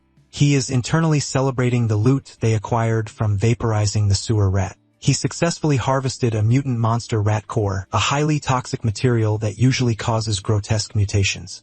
However, our boy notes that thanks to his hidden beast lord trait, he can safely use these corrupted souls to drastically speed up the evolution of his high dragon summon. Returning to the present, our boy casually asked Hudson if he tied up his loose ends back in the city. The casino boss confirms he officially liquidated his massive gambling empire exactly as instructed. He admits he will miss the casino, but securing his marriage to Serengeti is worth any sacrifice, noting that corporate vultures were already circling his business anyway. Internally, Hudson is completely sold on our boy's saint persona. He is still absolutely mind-blown by Isabella hunting a raid boss by herself and deeply impressed by the protagonist's flawless tactical commands. He resolves to trust them completely, terrified to miss this golden opportunity. Our smiles, mentally celebrating the fact that his walking bank account is now fully committed, meaning his money worries are over for the foreseeable future. He tells Hudson he can now strictly focus on reaching level 10. The casino boss eagerly asks where they are heading next. Our boy casually announces they are going to the masterpiece that will finally grant his wish, which just so happens to be the exact starting location for main quest 3, the Tower of Spirits. The trio eventually arrives in what looks like a completely ordinary quiet woodland. Hudson squints, thoroughly unimpressed, asking if this basic forest is really the legendary location. Our boy corrects him, explaining that this is the rustling forest, the hidden entrance to the tower. They stop in front of a massive, completely dead tree. The protagonist notes that spirit trees are supposed to temporarily open a magical path to the spiritual realm. However, this specific tree died a long time ago. In fact, he looks around and observes that the entire forest is decaying, having failed to birth a single new spirit in ages. Deciding that waiting around is a waste of time, our boy opts for a highly aggressive approach. He draws his sword and violently slashes the dead spirit tree. Hudson absolutely panics, screaming about why the saint is actively destroying their only entrance. Right on cue, a lethal bolt of lightning rockets out of the woods, aiming straight for the casino boss. Isabella moves in a blur, flawlessly deflecting the strike just in time. The attacker steps out of the shadows, a level 9 high dryad, the absolute master of the forest. He praises the human woman's reflexes but is completely furious. He scolds them for daring to chop down a sacred tree after he graciously showed them mercy by letting them wander through his domain. Suddenly, the brush rustles and over 50 level 7 forest keepers emerge, completely surrounding the trio. Isabella heavily calculates their incredibly slim survival odds, internally preparing to grab the protagonist and evacuate him the second things go completely wrong. Our boy doesn't even sweat. He steps forward, calmly telling the dryad not to take his anger out on the innocent bystanders, probably admitting he is the one who committed the casual deforestation. He smoothly points out that the dryad wouldn't have shown his face unless he forced him out. The forest master calls him clinically insane and prepares to order the execution. Holding his ground, our boy asks if the dryad is really just going to sit back and watch his entire forest rot into dust. Flashing a confident smile, he offers a massive trade. If the dryad opens the gate to the Tower of Spirits, our boy will personally revive the dying woodland by gifting it with fresh spirits. The dryad scoffs at the pure nonsense, arguing that the tower is strictly reserved for the chosen, completely dismissing the idea that a random human could ever survive inside. Our boy internally agrees. Normally, entering the tower requires a ridiculous laundry list of specific talents, endless quest chains, and sheer dumb luck to beat the impossible odds. But that logic only applies if he were an ordinary character. Dropping the polite act, the protagonist forcefully tells the dryad to shut up and open the gate. He instantly activates his hidden trait through its nature affinity, bathed in a massive calming green aura that immediately resonates with the dying woods. Our boy firmly declares that he will take full responsibility for saving the forest. The angry mob of forest keepers is out for blood, screaming for the intruders to be immediately destroyed for harming the sacred wood. Isabella tenses up, calculating her escape routes, but the level 9 high dryad abruptly raises his hand, instantly silencing the entire forest. He marches right up to the protagonist, sternly demanding that he honor his insane promise. Our boy flashes a highly confident smile, swearing he always keeps his word, and will absolutely bring spirits back to the dead woods. The dryad openly admits he fully expects the human to fail, casually noting it won't be too late to brutally murder him after he screws up. He orders the trio to follow him, leading them deep into the dying woods until they reach a massive ancient rock known as the Spirit's Corpse. The dryad explains this stone is the literal key to the tower's gate. He delivers a grim ultimatum. If the protagonist succeeds, he will receive a fitting reward. But if he fails, he will immediately be converted into premium fertilizer for the trees. The system officially chimes in, assigning a subquest titled Return Spirit to the forest. The failure conditions include a massive 30 honor penalty and a full-scale battle with the forest. Our boy internally chuckles, noting how wonderfully grandiose that failure state sounds. The dryad tells them to brace themselves and activates the portal, blinding the entire area in a massive flash of white light. When the light fades, Hudson looks around blindly, thoroughly confused, and asks if they are finally inside the tower. Our boy corrects the panicked casino boss, explaining they are currently just in the waiting room and must formally receive permission to enter the actual dungeon. Right on cue, an adorable little floating spirit, basically a tiny glowing ball with big eyes and a helmet, pops into view. Hudson's capitalist brain immediately activates, asking if they should capture it. Our boy quickly shuts down the poacher instincts, cooing over how cute the little guy is. The tiny spirit senses the protagonist's druid's nature affinity, pulsing from his hidden trait, and formally grants him permission to climb. It then silhouettes Hudson and Isabella, asking the protagonist if these companions are truly people he can trust with his life. Our boy gives a highly non-committal shrug and says he supposes they are. Satisfied, the spirit grants them entry but drops a massive catch. They must each pass through the tower's gates entirely alone. Isabella confidently promises to be right back, while Hudson completely loses his mind as his body physically begins to dematerialize into light. The spirit casually mentions that time flows differently inside the tower compared to reality, so they should climb without worrying about the outside world. With his party gone, the system recommends climbing the basic towers, but our boy finds himself standing in front of a massive, imposing violet door that literally has a face and two giant arms holding itself shut. The narration smoothly explains the mechanics of the Tower of Spirits. Every climber is assigned a specific gate based on their elemental affinity. Isabella naturally got the Gate of Wind, while Hudson was sent to the Gate of Water, with each gate presenting trials perfectly tailored to the climber. However, our boy has absolutely no idea what he is looking at. He realizes that since he created his current character, Randolph, with an affinity for literally every single element, the system doesn't know what to do with him. The face on the massive door slowly opens its eyes, thoroughly amazed by his existence. It notes that he possesses entirely conflicting elements like water and fire, light and darkness, somehow perfectly unified by the all-encompassing void element. The door decides that void is too simple a term, officially branding it the Gate of Chaos. It warns the protagonist that this specific gate has never been opened in the history of the world, and if he is consumed by the chaos inside, he will never return. Undeterred, our boy steps through the heavy doors and enters a long dark corridor. He reflects on his 5-year daily obsession with Pangea. He knows more about this brutal world than any other living player, yet the game constantly throws completely unknown, insanely difficult mysteries at him. He breaks into a genuine smile, admitting that this exact thrill is exactly why he absolutely loves this nightmare of a game. Since the Gate of Chaos is opening for the very first time, he confidently declares he will be the absolute first to clear it. His confident monologue is brutally interrupted when a man with long white hair and a black cloak slowly turns to face him. Our boy's heart practically stops. It is Wilhelm. His own maxed out, rank 1 original character is standing right in front of him. Before he can even process why the game's ultimate hero is appearing as a trial, Wilhelm violently launches forward with a lethal attack. Our boy barely manages to dodge the strike, his life flashing before his eyes. He internally screams in pure panic, realizing he has to fight the literal strongest being in existence. Sweating profusely, he mentally curses Pangea, thoroughly convinced this trash game is explicitly designed to be completely impossible to clear.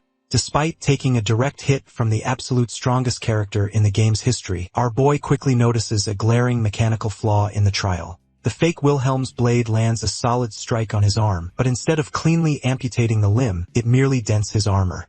The protagonist, Gamer Brain, immediately does the math. The trial perfectly copied Wilhelm's outer appearance and terrifying skills, but heavily nerfed his base stats to match our boy's current level.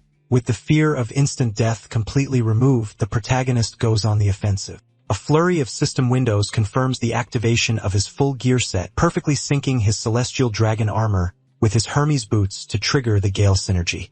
Massive wings of wind erupt from his back, completely catching the fake Wilhelm off guard as our boy physically shoves the legendary hero backward. The illusion tries to regain control, easily dodging a counterattack while arrogantly asking if the protagonist is foolishly chasing past glory. Our boy does not even dignify the philosophical trash talk with a real answer. Calling the illusion a cheap knockoff, he grabs the fake Wilhelm by the skull and cleanly rips his head off. Taking a quick breather, he downs an expensive HP potion, mentally sending a massive thank you note to Hudson's wallet for funding his extreme hoarding habits. However, his relief is incredibly short-lived. The shadows in the corridor begin to twist and an entire army of fake Wilhelms materializes from the darkness. Our boy swallows hard, suddenly realizing that if he hadn't brought a literal mountain of healing items, he would be checking out of this life permanently. The scene briefly shifts to the real world. Inside a polished broadcasting building, the legendary hero, Gracia, formally wraps up his exclusive interview, and the reporter respectfully thanks him for traveling all the way to Korea. Gracia waves off the pleasantries, smoothly shifting gears to his actual agenda.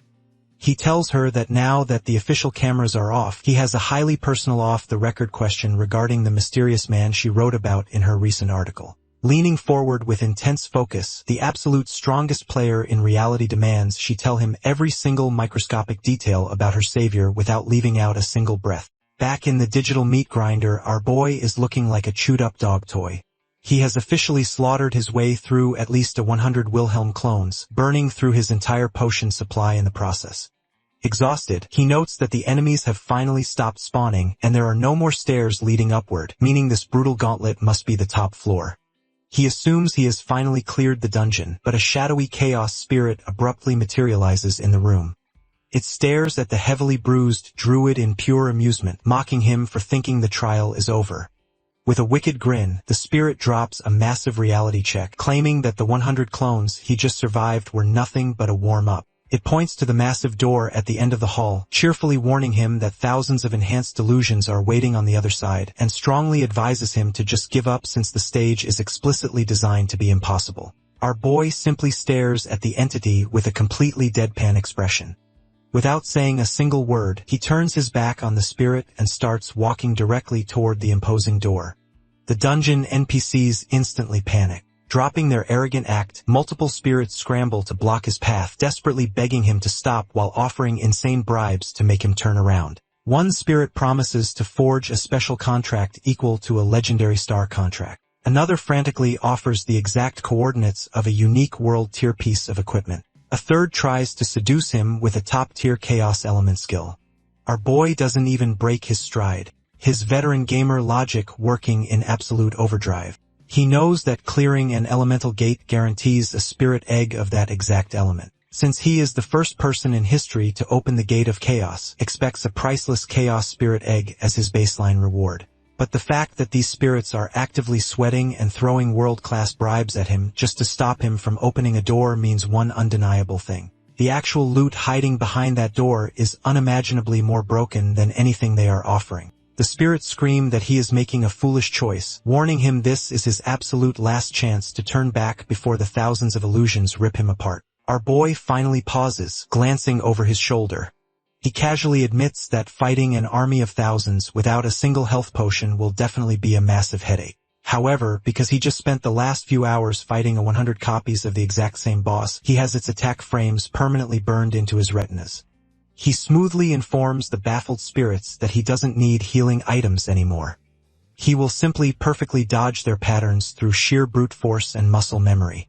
Flashing a cocky grin, he states that since all he has to do is clear the room, there is absolutely no logical reason to walk away from the loot. The spirits fall dead silent, completely dumbfounded by his absurd reasoning. Slowly, they break into massive grins, openly admitting that they genuinely like this absolute fool of a human. Our boy kicks the heavy doors open, fully bracing himself for the fight of his life, only to step into a completely empty, peaceful cosmic room filled with floating stars and shimmering gold. A system window cheerfully pops up, announcing that he has successfully reached the top of the tower and completed Main Quest 3.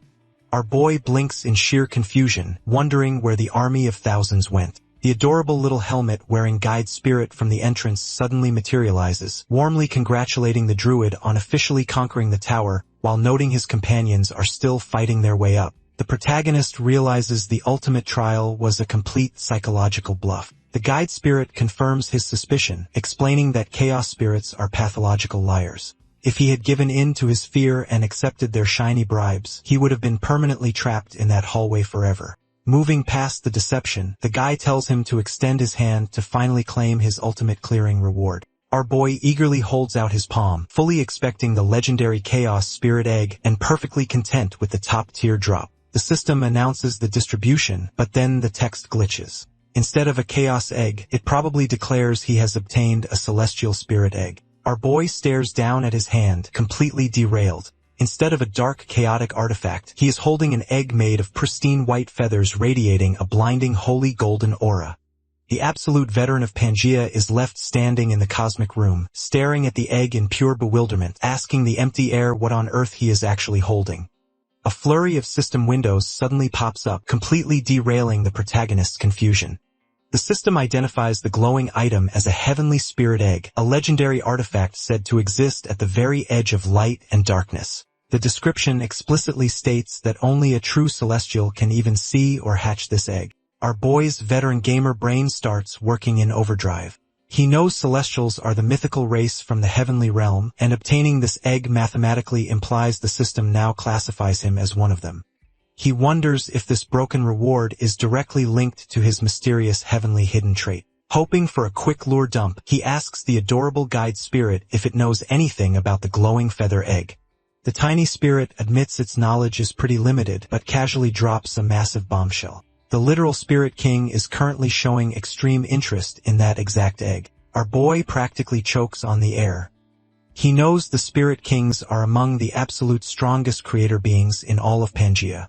If an entity of that magnitude is staring at his loot, the egg's value is genuinely incomprehensible. Deciding to figure it out after hatching it, he safely stores the artifact in his inventory. The system then officially announces his completion of Main Quest 3. By becoming the first person in history to conquer the Chaos Tower, he absolutely shatters the maximum point limit, racking up a massive 240 points. But the rewards do not stop there. A cascading waterfall of notifications floods his vision as an entire VIP lounge of cosmic entities decides to tip their favorite streamer. The Constellation of Fortune, the Constellation of Adventure, and the mysterious entities of the 100 Stars Temple all announce their immense satisfaction with his unprecedented trial run. Because these powerful beings love a good dramatic story, they collectively interfere with the system to excessively increase his final reward, allowing him to choose 2 legendary prizes out of 20. Our boy can only smile, thoroughly amazed that the payout has completely exceeded his wildest gamer imaginations. A short while later, the party officially reunites outside the tower. Isabella emerges victorious with a wind spirit egg, while Hudson proudly secures a water spirit egg. Because the drop rates are slightly random, Isabella actually managed to score 2 eggs. Being the absolute MVP, she immediately hands her spare egg over to the Dryads, fulfilling our boy's promise to revive their dying forest. In a display of profound gratitude, the Dryads present Isabella with their finest treasure, a 1,000-year-old mandragora root that has absorbed the pure vitality of the woods. However, the legendary elixir is a literal mountain of ugliness that looks like a deformed, screaming root. Isabella stares at the gift, her face twisting into a hilarious mask of pure disgust and utter confusion. Our boy simply chuckles, noting that choking down the terrible plant will undoubtedly make his snake princess even stronger. The system formally grants him the title of Dryad's friend and registers a new fast travel waypoint, helpfully tipping him off that Dryads will never betray a friend's trust, provided he doesn't accidentally commit arson in their forest. Checking the freshly updated Hall of Fame rankings, the protagonist is thrilled to see his alias, Randolph, firmly sitting in first place, comfortably bumping the legendary Gracia down to second. Because he broke the point ceiling, his Guardian Wall officially upgrades to level 11. This provides a massive quality of life boost. His logged-out real-world body is now protected from low-level attacks for 30 seconds, and his in-game body is equally shielded when he logs off. Our boy mentally sighs in pure relief, sweating slightly at how vulnerable his physical body actually was this entire time. Hudson abruptly interrupts the stat checking to profusely thank the protagonist, his eyes shining with pure capitalist ambition. He eagerly announces his plan to buy a premium spirit incubator the second they get back, knowing the spirit's power will easily carry him to level 10. Before they can head home, Isabella mentions there is a specific place she wants to visit first. Hudson, fully converted to the cult of Randolph, blindly agrees to follow them anywhere. The trio uses the waypoint to drop right into the Knight's Garden territory, a region formerly ruled by Marquis Waiter. The second Hudson realizes where they are, he completely loses his mind. He starts trembling and pacing, terrified because this is Serengeti's hometown, and he is nowhere near worthy or wealthy enough to officially propose to her yet. Our boy heavily rolls his eyes, telling the casino boss to stop hyperventilating because they are not here to buy a wedding ring. He simply needs to ask Serengeti a specific question. However, as they walk through the streets, our boy's confidence wavers. The city is an absolute mess. He spots numerous beggars, shattered windows, and a heavy atmosphere of pure misery. They eventually arrive at a massive memorial stone located in the center of the town. Isabella solemnly points to the 500 names carved into the rock, asking if he recognizes any of them. The protagonist admits he doesn't know their names, but he knows exactly how they died. They were the 500 loyal who followed his original character, Wilhelm, on the doomed Grand Expedition. A heavy wave of guilt washes over him. Back when this was just a game, he treated their deaths as simple, dramatic background lore. But now he has to stand there and watch a grieving mother desperately clinging to the stone, loudly cursing Wilhelm's name and begging the bastard to give her son back. The heavy mourning is violently interrupted by a representative of the goddess church loudly shaking down the grieving locals. The man demands a mandatory 50 gold donation from the visiting mourners to fund an emergency medical station. Hudson's business brain shorts out, bluntly pointing out that 50 gold is an entire month's salary for a normal civilian, making it an absurd extortion fee. The aggressive debt collector defends the shakedown, claiming that the highly respected priest Andrew explicitly ordered the collection. Our boy is completely thrown off by the name. He knows Priest Andrew's core game data explicitly programs him as a pure, devoted holy man who hands out honor-based quests. Seeing this previously wealthy city reduced to a slum with corrupt priests openly extorting the poor, our boy realizes something has gone horribly, structurally wrong with the game's original lore. The scene hard cuts to a luxurious mansion, revealing exactly where the city's leadership currently stands. Marquis Waiter, the noble ruler of the territory, is slumped at his desk looking like a completely irredeemable mess. He is aggressively drunk, surrounded by empty bottles. When his loyal butler gently begs him to stop drinking, the Marquis responds by violently hurling a glass bottle right at the servant's head, furiously screaming for more alcohol. Our boy decides it is time to speak with the man in charge and politely demands an audience with Priest Andrew.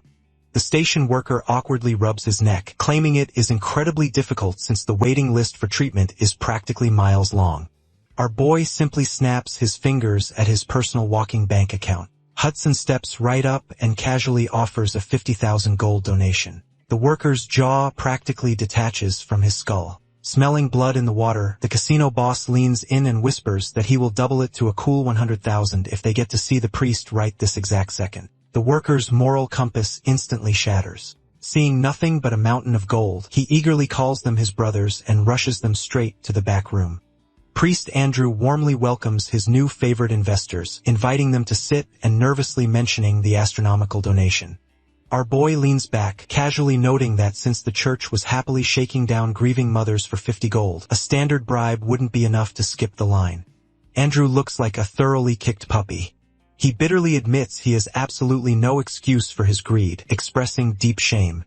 Our boy drops the hostility, genuinely asking how a major relief center in historically wealthy city ended up this incredibly broke. Andrew sighs, spilling the tragic lore. He explains that Sister May, the grieving mother they saw outside, lost her only son in the legendary Grand Expedition, and she wasn't the only one. Countless talented knights from Knight's Garden were deeply inspired by the Night King, Wilhelm, and marched off to fight the Demon King alongside him, never to return. The city lost a massive chunk of its workforce and resources. However, Knight's Garden was rich enough that time would have eventually healed the economic damage. The real financial apocalypse started when the Lord's daughter, Lady Serengeti, finally returned from the doomed mission. Our boy's differences Andrew reveals that Serengeti came back missing both of her legs and trapped in a permanent unexplainable coma. Marquis Waiter, desperate to save his only daughter, completely lost his mind. He burned through the city's entire treasury buying useless elixirs and letting countless swindlers absolutely drain his wealth. The desperate father even took out a catastrophic loan using the entire territory as collateral when absolutely everything failed. The Marquis mentally broke, cutting off all city funding and leaving the single relief center as the only thing keeping the sick from rotting in the streets. That is exactly why the church is shamelessly extorting tourists. They desperately need the funds to keep the lights on and the patients breathing. Processing the heavy lore, our boy deduces that Serengeti's coma isn't a physical injury. Andrew confirms it is likely a powerful curse completely beyond his holy abilities. The protagonist mentally connects the dots, realizing his broken star's blessing trait could probably instantly nullify the curse exactly like it did for Isabella. Deciding he has heard enough, our boy stands up and announces he is going directly to Marquis Eater. Andrew panics, warning that the Broken Lord rarely accepts visitors and begging for a few days to officially arrange a meeting. Our boy smirks, stating he doesn't have that kind of time, and besides, his massive donation is already doing the heavy lifting. Right on cue, a royal knight bursts into the room, announcing that the Lord urgently wishes to meet the extremely wealthy guest who just funded the clinic. Our boy chuckles at the sheer predictability of rich people, noting that showing up with briefcases full of cash gets you an instant invite. As he turns to leave, Andrew calls out, genuinely thanking him not for the money, but for helping Sister Mayor Lear. Our boy flashes a warm smile and tells Andrew it is genuinely good to see him again. The priest is left standing there utterly bewildered by the deeply familiar farewell. The scene hard cuts to the Marquis estate where the Lord of Night's garden looks like a walking hangover. Waiter shakes his heavy head, assuming the young man sitting across from him is just a wandering merchant or a spoiled rich kid with too much allowance. He offers a slurred apology for the abrupt invitation. Our boy silently studies the ruined nobleman. He remembers when Waiter was a fiercely renowned knight across the continent. Back when our boy played as Wilhelm, he personally helped Serengeti become a transcendent powerhouse. In sheer gratitude, Waiter swore absolute, unbreakable loyalty to Wilhelm, building a reputation as a man who ruthlessly repaid grudges with steel and kindness with devotion. The protagonist wonders if the man's noble soul is as completely shattered as his current physical state. Waiter cuts to the chase, openly admitting his city as facing severe financial ruin and hoping to strike a mutually beneficial deal to extract more of the guest's gold. Our boy decides to skip the corporate dance. He looks the Marquis dead in the eye and bluntly declares that he will cure Serengeti. The Marquis freezes, then bursts into a bitter, manic laugh. He furiously mocks our boy, assuming he is just another opportunistic parasite trying to milk the famous rumor that the Lord will throw endless cash at anyone who mentions his daughter. Waiter angrily demands to know the price tag. 300,000? 400,000? The whole damn territory? Blaming his fist hard enough to rattle the heavy wooden table, the Lord screams that he has already been bled dry by swindlers. Utterly disgusted, he orders his royal knight to gouge out the scammer's eyes and throw him into the street. Our boy doesn't even flinch. He calmly states he doesn't want a single copper coin. He refuses to guarantee a miracle, but promises there is a genuine chance he can wake her up. Waiter narrows his bloodshot eyes, demanding to know why a total stranger would offer a priceless cure for absolutely free. Our boy leans forward, his voice stripping with absolute authority. He states that he is not doing a favor. He is repaying a massive debt. Watching the Marquis confusion spike, the protagonist drops the ultimate bombshell. He boldly claims to be the official heir of the Night King, the sole successor to Wilhelm. He demands to be taken to Serengeti immediately to ask her a question, and in exchange, he will save the daughter who sacrificed everything for her master. Waiter breaks into a dark, mocking grin. He points out that the entire continent is currently crawling with delusional fools, claiming to be Wilhelm's magical successor. Refusing to entertain the nonsense for another second, he orders his knights to execute our boy and slaughter his companions waiting outside. A heavily armored knight lunges forward with lethal intent. Our boy casually picks up his porcelain teacup and effortlessly intercepts the massive strike. With terrifying casual strength, he shoves the knight backward, violently shattering the delicate cup directly against the man's steel breastplate. Unfazed by the absolute chaos he just caused, our boy stares down the stunned Marquis. He firmly demands that Waiter prepare the combat arena so he can physically beat the truth into them and prove once and for all that he is Wilhelm's true successor. Quick pause. If you're enjoying the story so far, please drop a like and subscribe to the channel. It really helps to make it worth to bring next parts. Done? Awesome. Let's get back to it. The scene drops us straight into the combat arena. Up in the spectator stands, the casino boss turns to the Snake Princess, utterly bewildered as to how they went from visiting an extortionate medical clinic to a gladiatorial death match in record time. Isabella calmly notes that the protagonist has always been wildly unpredictable, but even she has absolutely no idea how things escalated this quickly. Down on the dirt floor, our boy casually sizes up his opponent. He mentally notes that the royal knight is decked out in a full set of premium equipment, explicitly blessed by a high-ranking priest, meaning the man came completely prepared to commit murder. The knight arrogantly offers the protagonist one final chance to confess his lies and beg for forgiveness to spare his own life. Our boy shuts him down immediately, firmly demanding the knight keep his promise to hide his identity and not go blabbing to the press after he inevitably loses out of sheer embarrassment. The knight scoffs, swearing on his honor that won't happen, and eagerly lunges forward to teach the self-proclaimed successor a brutal lesson. Our boy effortlessly dodges the initial strike. He internally calculates that despite the massive casualties from the grand expedition, these veteran knights still boast vastly superior base stats and gear compared to his current level, meaning he cannot afford to be entirely careless. When the knight follows up with a secondary strike, our boy steps completely inside his guard and blocks the heavy sword handle directly with his own forehead. The knight is utterly stunned, immediately deciding his opponent is not a simple con artist but an absolute madman. Up in the VIP section, the Marquis and his personal guard, Lucas, are intensely watching the bout. Lucas notes the challenger's movements are genuinely impressive, but the Marquis bitterly dismisses them as mere parlor tricks.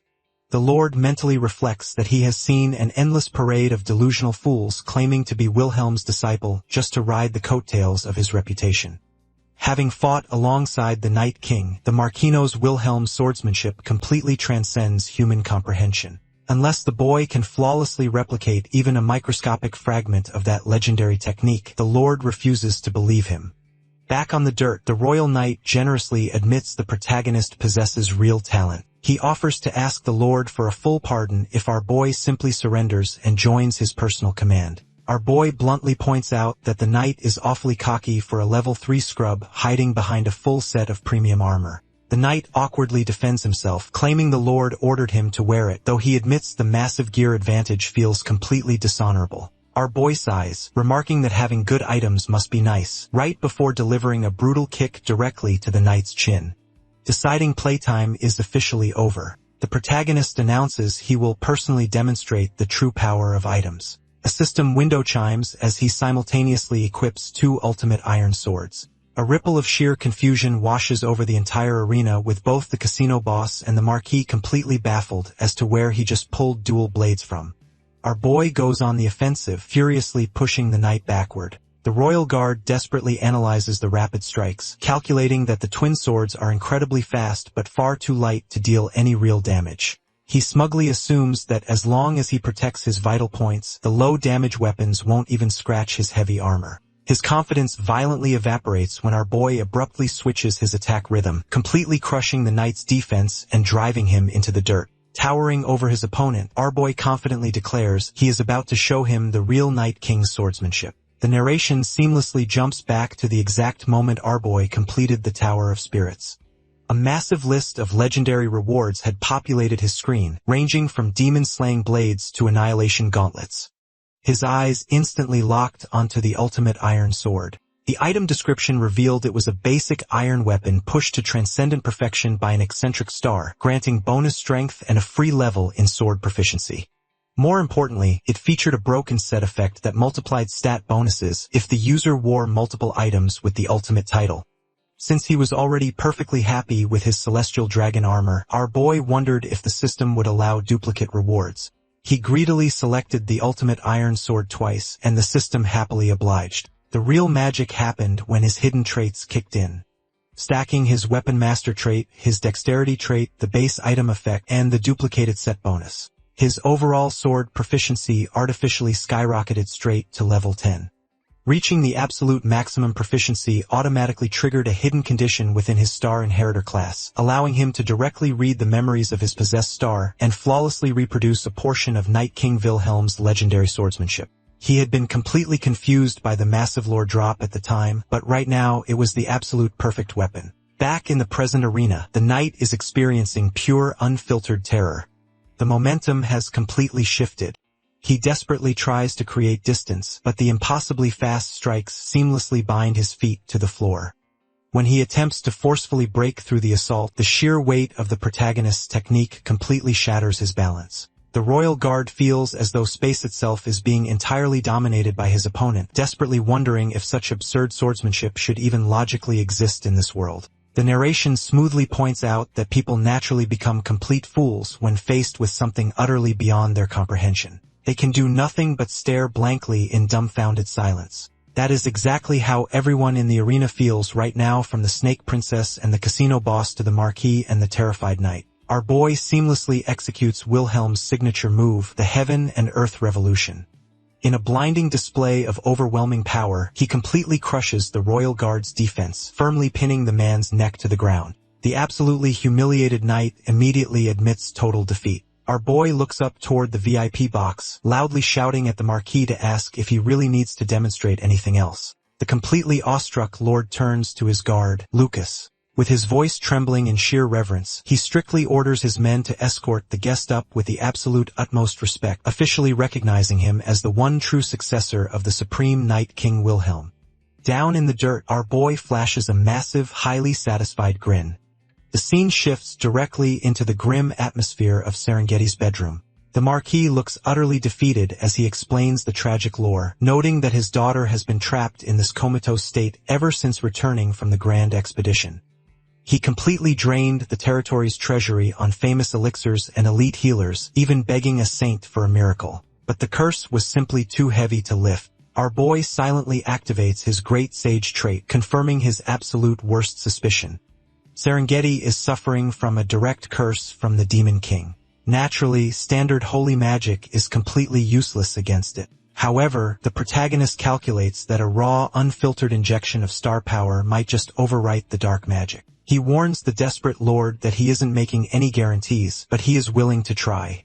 Hovering his hand over Serengeti's pale face, he triggers the blessing of the stars. A system window immediately flashes a warning, stating his current star power is entirely insufficient to permanently shatter the Demon King's curse, but it manages to temporarily remove the limit. To the Marquis' absolute shock, Serengeti slowly opens her eyes, thoroughly confused about her surroundings. The Lord rushes to the bedside, weeping openly as he asks if she recognizes him. However, her eyes completely bypass her father and lock directly onto the trembling man standing in a corner. Hudson steps forward, his voice cracking as he apologizes for taking so long to arrive. The narration dives into the casino boss's tragic desperation. He had always believed that as long as she was breathing, there was hope. His grandmaster plan was to secure a seat on the city council and return as a man finally worthy of the Marquis' respect. Even knowing she had lost her legs, he was fully prepared to become them for her. But his capitalist optimism was ultimately just a massive dose of denial. While he was out grinding for political power, her body was actively withering away. If the protagonist hadn't forcibly dragged him here today, Hudson would have completely missed his final window to ever see her alive. The Marquis is entirely derailed, demanding to know who this crying stranger is and what business he has with his daughter. Deciding to be the ultimate buzzkill, our boy completely halts the emotional reunion. He bluntly informs the room that the Demon King's curse is only temporarily paused, not broken. At best, she has a few days of consciousness before she slips right back into the permanent coma. To completely cure her, he desperately needs more star power. The protagonist mentally runs the numbers, realizing his only viable option is to recover the 5 specific stars that his original character, Wilhelm, dropped upon death. Thanks to his star inheritor class, recovering those artifacts unlocks vital memories from his past life. With 1 already secured, he has 4 left to hunt down before a rival player snatches them up. Knowing he is on a brutally strict time limit, our boy immediately kicks the Marquis and Hudson out of the room, demanding a private audience with the patient. Out in the hallway, the Lord aggressively interrogates Hudson. The casino boss formally introduces himself, confirming his secret promise of marriage to Serengeti and begging for a chance, probably noting he is on the verge of joining the city council.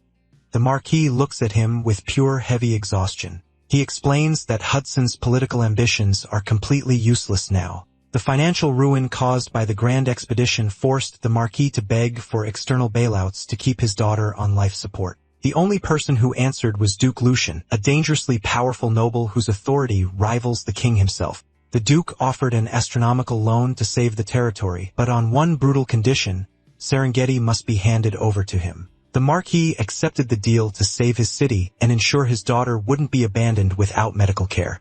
He drops the ultimate hammer on the devastated casino boss, revealing that in exactly 1 month, Serengeti will be shipped off to House Lucian, firmly ordering Hudson to forget she ever existed. Meanwhile, back inside the bedroom, Serengeti demands to know who the strange man standing over her is. Our boy confidently introduces himself as the official successor to the Night King Wilhelm, claiming he came to deliver news of her master's final moments. Serengeti absolutely refuses to buy it, fiercely declaring that Wilhelm had no successor. Our boy mentally praises his loyal knight for not falling for cheap lies, then decides to drop a lormong to prove his identity. He recounts a hyper-specific memory from the exact day she received her star. She had been absolutely terrified that absorbing the cosmic power to become a transcendent would strip away her humanity, specifically fearing she would lose her deep love for Hudson. Serengeti is visibly shaken, knowing that highly classified emotional breakdown was a secret strictly between her and Wilhelm. Our boy flashes a nostalgic smile, reminding her exactly how he offered words of encouragement that day. His version of emotional support involved telling her to shut up and take the power right before physically shoving her off a cliff. The narration smoothly explains the sheer absurdity of this memory. Back when he was just a gamer playing Pangea, that specific toxic interaction was literally just an automated emote triggered by pressing Control and the keyboard key. However, because his current Star Inheritor class unlocks the genuine memories of the star's previous owner upon reaching max sword proficiency, that simple keyboard macro has been retroactively burned into his brain as a highly vivid, hyper-realistic memory. To him, shoving her off a cliff feels like an actual lived experience. Serengeti realizes that this exact brand of borderline psychotic encouragement is so uniquely Wilhelm that it simply cannot be faked. Accepting the truth, she asks if his drastically changed appearance means he has officially become a sinner. He confirms it. The narration quickly defines sinners as players who possess new bodies while retaining their past memories, heavily warning that elite NPC executioners known as hunters specifically track them down to execute them on sight. Serengeti warns him to be careful, but our boy completely brushes off the danger. He leans in, his expression turning dead serious, and states he desperately needs to know what actually happened during his final moments. He vividly remembers driving his blade directly into the Demon King's core and watching the monster disintegrate. But right at the climax of the battle, time completely froze and he was violently slapped with the game over screen. He demands the absolute truth about his death from the only surviving witness. Looking up from her bed, the exhausted knight stares at the young man, her eyes blurring until she perfectly sees the imposing legendary figure of Wilhelm standing in his place. The narration dives straight into the legendary lore of the Grand Demon World Expedition. Led by Wilhelm, an unprecedented force of 200,000 elite troops marched into the abyss, their morale soaring with the ambition of becoming ultimate heroes.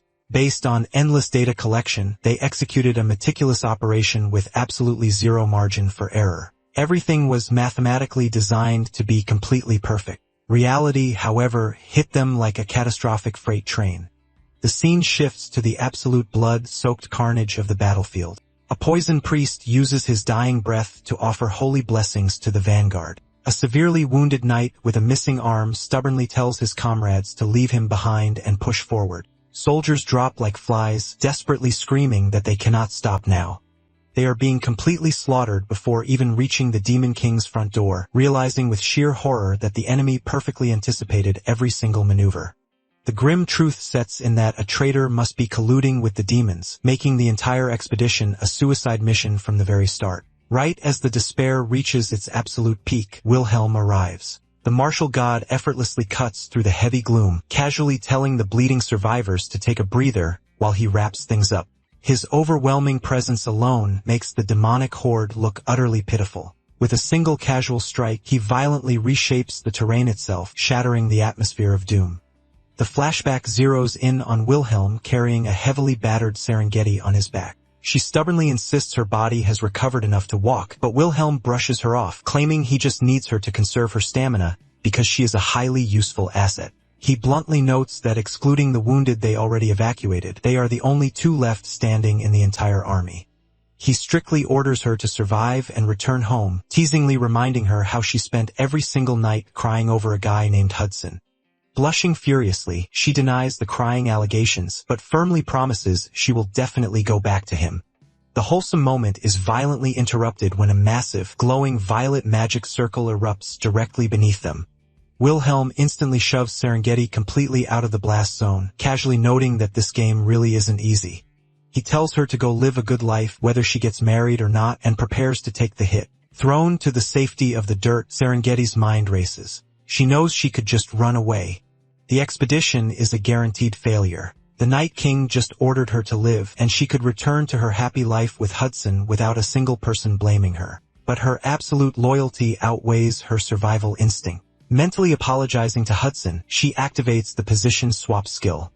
In a blinding flash of light, she forcibly trades places with Wilhelm, taking the full, devastating force of the magical trap. That exact tragic moment is how she lost both of her legs. Back in the dimly lit bedroom of the present, Serengeti explains that she only survived the initial blast because of an ultra-rare elixir Wilhelm had given her. Our boy mentally sweats, remembering that back when this was just a game, he was simply mindlessly burning premium healing items for dramatic effect without a second thought. She continues, stating that Wilhelm immediately slapped an extreme vanishing enchantment talisman on her broken body, completely hiding her from the Demon King's sight. Thanks to that invisibility, she was the sole silent witness to the end of the world. Our boy leans in, desperate to know the truth. She confirms that Wilhelm completely decimated the Demon King exactly as he remembers. But right at the climax of the battle, Wilhelm completely froze as if time itself had abruptly stopped. The heavily damaged Demon King laughed at the paralyzed hero, praising him as an absolute monster for pushing a demonic lord to the brink using 5 stars without an ounce of divine authority. However, the Demon King gloated that without holy authority, his core essence could not be permanently destroyed. As a twisted token of respect, the demon prepared to discard his broken form and forcibly possess Wilhelm's perfect body. But just as the possession began, a blinding holy light intervened. The Demon King screamed in pure, unadulterated rage, fiercely cursing the goddess Pina. He furiously accused the so-called benevolent goddess of maliciously executing her own fiercely loyal knight strictly to prevent her precious star from being stolen by a demon.